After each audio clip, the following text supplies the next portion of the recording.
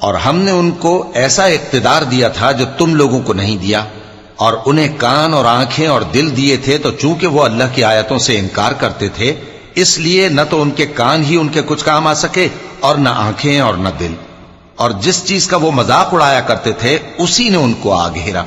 اور اے مکے والو، تمہارے ارد گرد کی بستیوں کو ہم نے ہلاک کر دیا، اور بار بار ہم نے اپنی نشانیاں ظاہر کر دیں تاکہ وہ رجوع کریں، تو جن کو ان لوگوں نے اللہ کا قرب حاصل کرنے کے لیے معبود بنایا تھا انہوں نے ان کی کیوں مدد نہ کی، بلکہ وہ ان سے گم ہو گئے، اور یہ ان کا جھوٹ تھا اور یہی وہ افترا کیا کرتے تھے۔ اور وہ وقت قابل ذکر ہے جب ہم نے جنوں میں سے کئی شخص تمہاری طرف متوجہ کیے کہ قرآن سنیں، تو جب وہ اس کو سننے حاضر ہوئے تو آپس میں کہنے لگے کہ خاموش رہو۔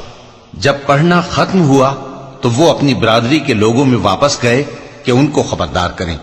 کہنے لگے کہ اے قوم، ہم نے ایک کتاب سنی ہے جو موسیٰ کے بعد نازل ہوئی ہے، جو کتابیں اس سے پہلے نازل ہوئی ہیں ان کی تصدیق کرتی ہے اور سچا دین اور سیدھا رستہ بتاتی ہے۔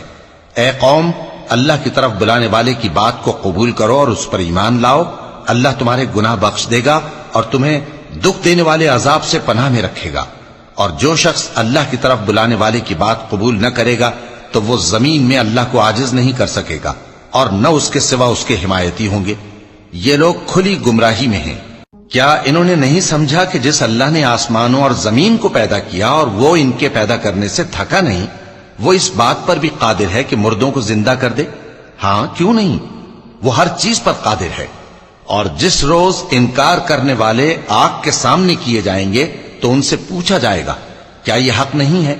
تو کہیں گے کیوں نہیں، ہمارے پروردگار کی قسم یہ حق ہے۔ اللہ فرمائے گا کہ تم جو دنیا میں کفر کیا کرتے تھے تو اب اس کی وجہ سے عذاب کے مزے چکھو۔ پس اے نبی، جس طرح اور عالی ہمت پیغمبر صبر کرتے رہے ہیں اسی طرح تم بھی صبر کرو، اور ان کے لیے عذاب جلدی نہ مانگو۔ جس دن یہ اس چیز کو دیکھیں گے جس کا ان سے وعدہ کیا جاتا ہے تو یہ خیال کریں گے کہ گویا دنیا میں رہے ہی نہ تھے مگر گھڑی بھر دن۔ یہ قرآن پیغام ہے جو پہنچایا جا چکا، سو اب وہی ہلاک ہوں گے جو نافرمان تھے۔